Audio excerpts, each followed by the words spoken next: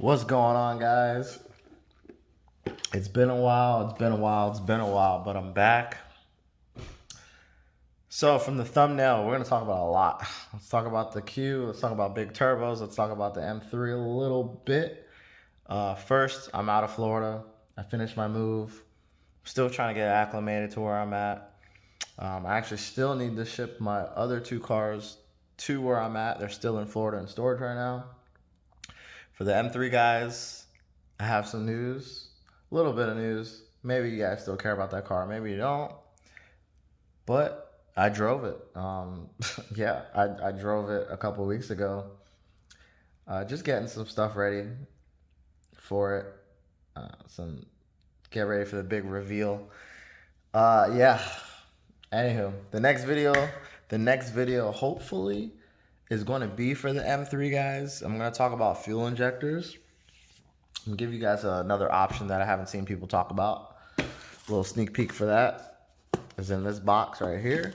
All right, so let's talk big turbos. So there's a lot of guys that keep hitting me up that are trying to do their own version of a custom big turbo kit. Some guys are running into issues. Whether it's they're trying to fabricate it themselves or some shops are having issues. So we're going to talk about three different kits or three different applications for big turbos. AMS, Drop Bear, and mine. And let's just talk about how they did it, right? So the pictures, the first two pictures I'll give credit to. These are straight from AMS. This is what they posted on the Infinity page when they were advertising their kit. If you don't know, I don't know how many they took, but they advertised this kit. This is the same kit that's on their Red Alpha car. It's based off of a GT2860 turbo, Garrett gray turbo, a little smaller than the ones I'm using, but everyone knows that car is a beast. I know they're advertising, hey, you know, it's X amount of dollars. If you want to, we'll build you the kit, send your car here. Yeah. So let's talk about how they implemented it, right? So here we have the Garrett turbo, and I like what they did here, right? So I'm assuming that mount to the head is a CNC piece. Then they got the coupons and they moved it back, right? So they moved it back. The AR on this is a 64, and I like what they did moving it back, right? So moving it back is going to help them on clearance. Moving it back is going to eliminate a lot of the extra stuff that I had to do and the Drop Bear kit had to do, right? And in hindsight, maybe version 2, maybe I will throw an even bigger set of turbos on mine and do what AMS did with moving it back. I don't know, but I do like what they did, right? So since they moved it back, I'm assuming they don't have to clock the AC compressor because it's not in the way. Also, they don't need to make a new engine mount. They can use the OEM one. I had to make one. I made mine out of steel. If you've ever messed with this, you know that this is a hollowed out aluminum piece. Very lightweight. So they don't have to deal with that stuff, right? I'm assuming because they didn't advertise any pictures, somewhere like around this area there'll be the mount for the wastegate, the electronic wastegate, and they'll probably make a custom arm that goes to the little actuator. Very, very, very cool setup. I like it. I like it a lot. Then obviously they probably did their own way on how they did the cooling, the water side, and the oil. Either if they made stainless steel lines or if they made like AN fittings with steel braided lines. However they did it, I'm sure it looks pretty legit. Now this is the passenger side. Same thing, pushed it back, tucked it in. Hella clearance, which is great. V-band on the exhaust side. I'm sure that they have custom downpipes on theirs, just because of the somewhat different position So I'm sure their downpipes are 3-inch custom downpipes, which is pretty cool. Good looking piece there. Good looking kit, definitely. Just for this little, what we can see here. I know this side is a little bit of a pain in the ass because the wastegate actuator, I had the same issue with mine. The wastegate actuator you see is on the inside. So you kind of have to play with the little room that you have from the turbo to the block to mount the wastegate, run the arm. It's a tight fitting on that side. But obviously they figured it out because their car runs pretty well. All right, so the next couple pictures are going to be drop bear, right? So just like AMS, the drop bear pictures were posted on the Facebook page. So we'll talk about theirs for a little bit, right? So first we have their beautiful intercooler piece that's in development that they're making. I know there's a version that has a built-in fitting for the blow-off valve, so you can put your blow-off valve right off the intercooler, which is pretty cool. And I know their intercoolers are going to be like bigger capacity OEM, probably multiple passes, all that good stuff to efficiently cool the charge air, right? So we have, let me get in there. So we have the mount, right? So that mount right there is a custom piece. So they went with a custom V-banded piece to the exhaust side. The exhaust side is V-banded. And then you have I believe this one is the 550 because they're running the 550 and the 660 with the reverse rotation mounts. Really, really compact. Very nice turbos. Very efficient, and they make good power for their size, right?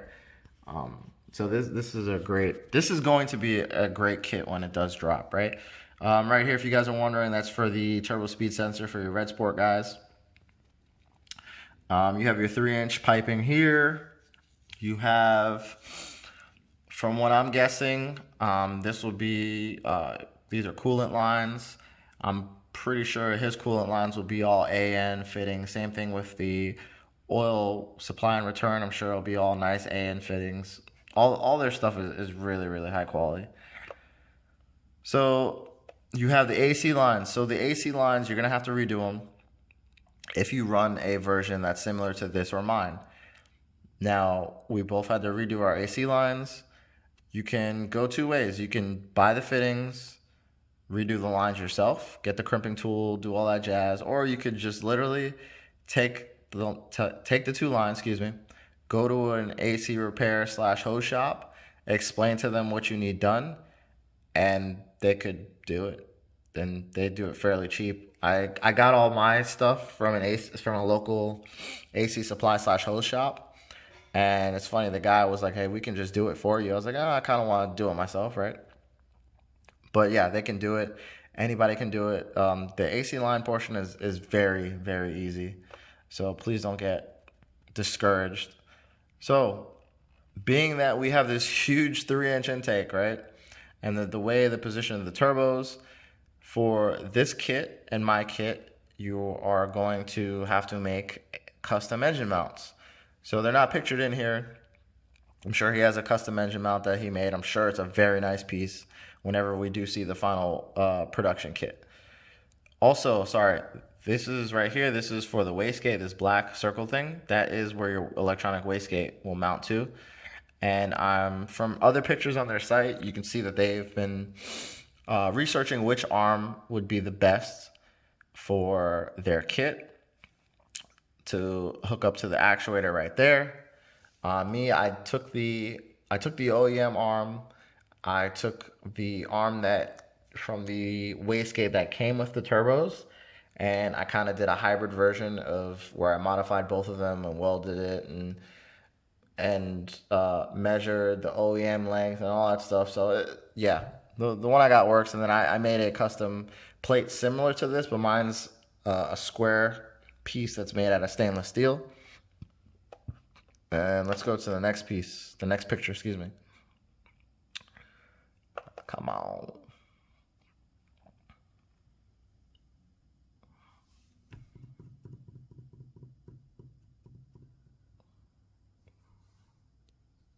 Oh, sorry guys, my computer is struggling. Okay, so this is a side profile. Same stuff we were talking about. Exhaust side V-banded, right? To fit any downpipes. I would imagine that this kit will probably, the only thing you would have to change on your downpipes is maybe the what's that? Like the fitting that goes to your exhaust. That may be a little different, but his positioning is great on here. Mine on the passenger side is literally perfect. My driver side has to be modified a little bit, so I don't know if they ran into the same issues. They probably didn't, because those reverse rotation let them put it in a position on the passenger side that's closer to OEM. So they probably didn't have that issue, which is, once again, whoever gets these kits is awesome. So now this is the AC compressor. So you see these are pre-production fittings for the AC, right? For the high and the low side on the compressor. Now you have the pre-production piece of them clocking it, right? So because of the position of the turbo and the intake, you have to clock the AC compressor. But the way you have to clock it is you have to clock it where it still lines up with the crank and everything else. So then when you get the belt on there, it's aligned perfectly. Now, I don't know how theirs is set up. I know for mine, I have to get a belt that's a little bit longer, which is very easy. You literally can go to any auto store and go to the back, and they have an entire wall of belts, and you basically just measure it and they'll get you a belt. And then once you get the dimensions on that, if you wanted to upgrade to like a Gates, you just find the Gates equivalent, and yeah, really easy. So that's that. All right, so the next two should be, yeah, so this is what I went with, right? So see if I can get the focus. Okay, so since I don't have any CNC machines and fancy this, fancy that, I repurposed the OEM mounts, which is very easy. So I cut the OEM turbos off, right? Obviously. I cut my aftermarket turbos. I cleaned up the inside. I matched the holes precisely. I just welded them together. And then for the exhaust side, I welded all that just to make it one solid piece to where it comes in and out. And it's V-banded for the downpipes. On my car, I have Z1 full downpipes. And then that's just another picture of me just welding it all together so it's one solid piece. And that's pretty much it. That's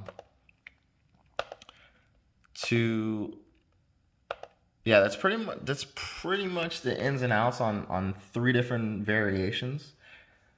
Besides mounting the turbos, like, you'll have to decide how you're going to do the oil supply and return lines, your coolant lines. I know the drop air is going to be all steel braided and real nice stuff. Me, for my oil lines, I repurposed the oil and return.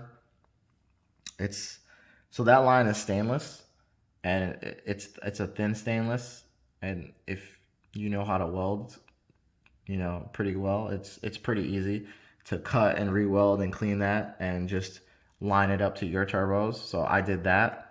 The coolant lines, I redid all the lines, different hoses, obviously different fittings to the turbo. I did like a little barb fitting, which was very easy. The mounts, we talked about the mounts, which you'll have to do with that. And then it comes down to time and money, really. It comes to time, money, and what you want to go with. I know AMS's kit is priced however it's priced, Some people can go that route, but I think they were they were going to be limited. Same thing with Drop Bear. I believe theirs is going to be limited. But the good thing about AMS and Drop Bear is they've done a lot of the research, right? They've spent countless hours, and it's a no-brainer. They're gonna take the thinking out of it. You're gonna drop your car off to AMS, and they'll finish it, or they'll drop your car off. You'll drop your car off. Jeez. You'll order the Drop Air kit and drop your car off to whoever is your installer, or if you want to install it. And I know that Drop Air is going to sell you a kit that's plug and play. You're not going to have to think about anything. Same thing with their meth kit. The only thing with AMS and Drop Air, you're going to pay a premium dollar, right? You can go cheaper if you buy the turbos and go to a shop. It may be cheaper depending on the shop. You just have to go to a legit shop. Like I said prior, a lot of guys have been reaching out to me and they're having issues, or their car is there for a while, right? So like, I've been working on my kit for a very long time, and it's just me. And there's a lot of stuff to do. I know everyone thinks that, oh, it should be quick, it's easy. Nah, not on this car, not the way clearances work on this car. This car is not like if you're boosting a VQ. I can boost a VQ in probably a day, but not this, right? So you just have to think about that when you're deciding what route you want to go. If it was me, I would not. Well, I don't want to say that. You have to decide what route you want to go and how much power you want to make, and if you want to if in the future you want to potentially do this again, because certain turbos are gonna have a ceiling on how much power they can produce, right? Now you can always add power adders. Like I know some guys are talking about building the block, running as much boost on the turbo, and then adding a shot of nitrous. You can do all that. There's different avenues to go at it. You just have to decide what's best for you, what's best for your wallet. And sometimes you might just have to stretch stuff out. Like you might just have to, take your time. I know everyone wants to live in the now, but you can take your time and save or piece by piece stuff, or however you want to do it. You just have to decide what's best for you. I know for me, I don't really rush any of my builds. I know I'm sure you guys know that from the M3 build. But I'm in no hurry. The Infinity I've worked on for less than a year, and I've got a lot done. So, I mean, I don't want to say she ran great, but I had my fun with her when I was full bolt on and stock turbos and all that good stuff. And now we'll go big turbos.